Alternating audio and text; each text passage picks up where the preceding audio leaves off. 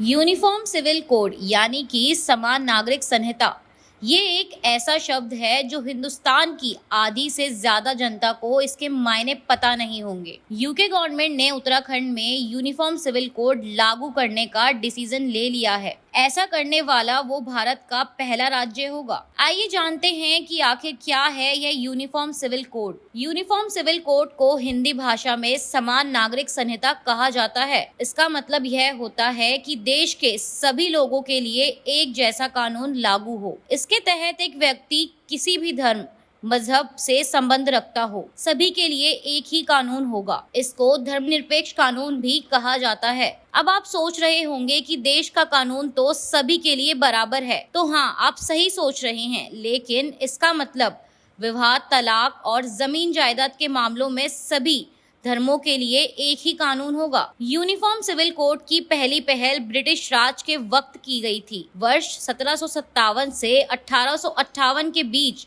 Britishers ने यहाँ के सामाजिक तौर तरीके हटाकर वेस्टर्न कल्चर को यहाँ थोपने में लगे थे। अक्टूबर 1840 की लेक्स लॉ की रिपोर्ट ने अपराधों, सबूतों और अनुबंध से संबंधित इंडियन लॉ एकरूपता के महत्व और आवश्यकता पर जोर दिया। लेकिन लेक्स लॉकी ने सिफारिश की कि हिंदुओं और मुसलमानों के व्यक्तिगत कानूनों को इस तरह के सामान्य कानून से बाहर रखा जाना चाहिए। कानून से पहले हिंदू और मुसलमानों का यह अलगाव ब्रिटिश साम्राज्य की फूट डालो और शासन करो नीति का हिस्सा था, जिसने उन्हें विभिन्न समुदायों के बीच एकता को तोड़ने और भारत पर शासन करने की अनुमति दी। भारत में धार्मिक विभाजन की समझ के अनुसार अंग्रेजों ने इस क्षेत्र को अलग अलग कर दिया, जो विभिन्न समुदायों हिंदू, मुस्लिम, ईसाई और बाद में पारसी के धार्मिक ग्रंथों और रीति रिवाजों द्वारा शासित होगा। इन कानूनों को स्थानीय अदालतों या पंचायतों द्वारा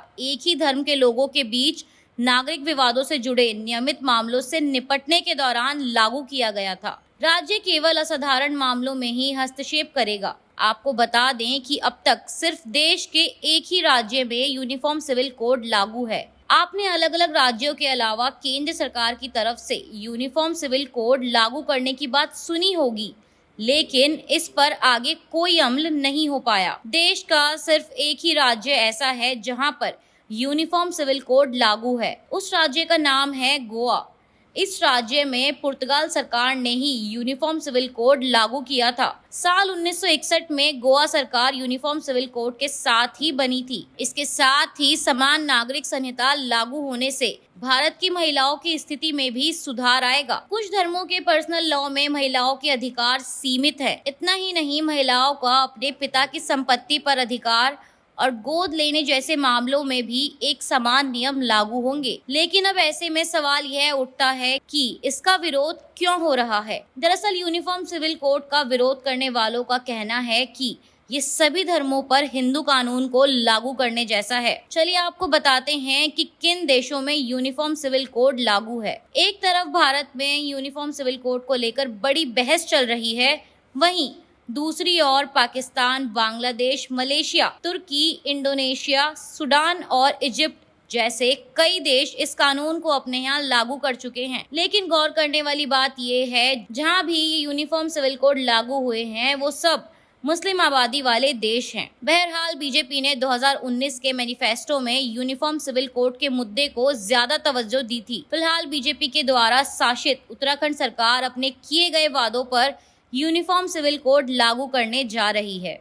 ऐसे ही और वीडियोस देखने के लिए सब्सक्राइब करें विजन को।